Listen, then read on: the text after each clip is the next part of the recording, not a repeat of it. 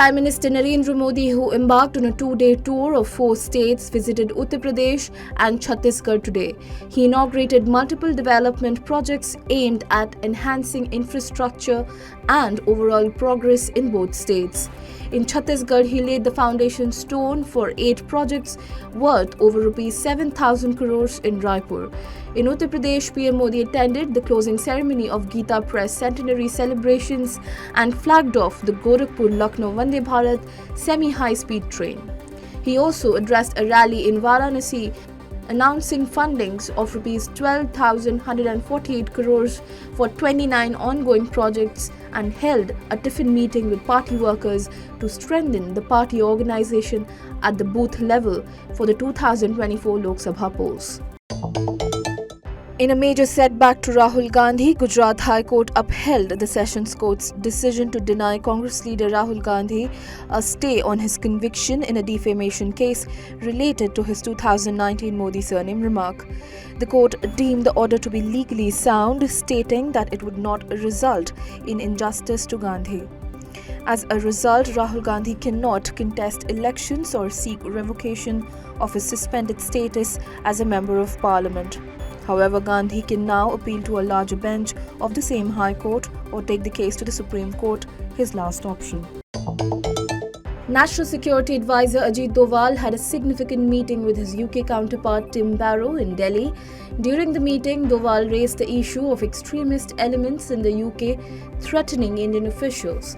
This is their second meeting this year following an informal discussion on March 30th. The high-profile meeting came days after the attacks and protests at the Indian High Commission in London. India had registered strong protest over the matter and called for appropriate action by UK authorities. Over 75 people were injured in the collision between a double-decker coach and a commercial bus in New York City. 27 people were taken to hospital for treatment and 50 others were treated at the scene. The coach had apparently run a red light and crashed into the rear of an MTA Express bus in Manhattan. According to official reports, none of the victims suffered life-threatening injuries. The head of the UN's nuclear regulator, Rafael Grossi, acknowledged that 1 or 2 experts involved in the report on Japan's plan to release treated radioactive water from the Fukushima nuclear power plant may have had concerns. Grossi, however, stressed that the published report, which involved participants from 11 countries, was scientifically sound. Beijing, however, has sharply criticized the IAEA report, saying the regulator should not endorse a plan that poses risks to marine life and human health.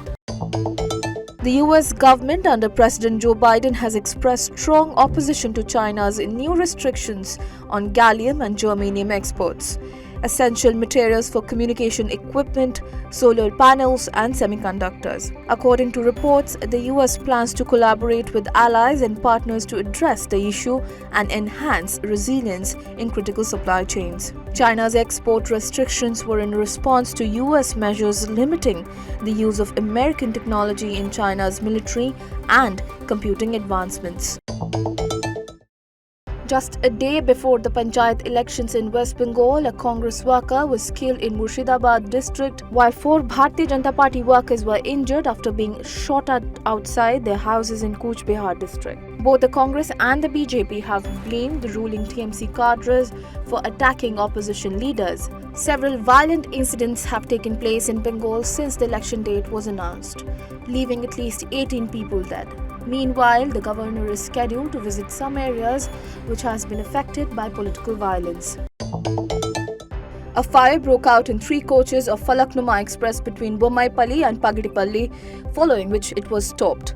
All passengers deboarded the train and no injuries were reported. The cause of the fire was yet to be determined. Nearly 27 years after 13 people were killed and 38 injured in a bomb explosion at a bustling Lajpat Nagar market in Delhi, the Supreme Court sentenced 4 convicts involved in the 1996 blast to life imprisonment for the remainder of their lives without remission. The court found them guilty of an international conspiracy to destabilize India. A Olympian Mehraj Ahmed Khan and Bhunesh Mendirata will head a 12-member Indian shooting contingent at the International Shooting Sport Federation World Cup Shotgun Lunato 2023 in Italy, which is slated to begin on July 8th.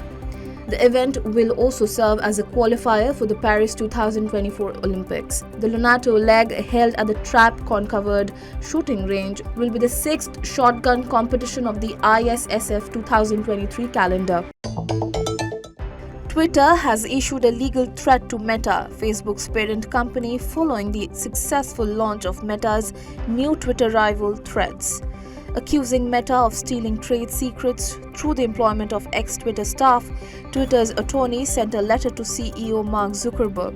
With over 40 million sign-ups since its launch, Meta's Threads seeks to rival Elon Musk's Twitter by leveraging Instagram's vast user base.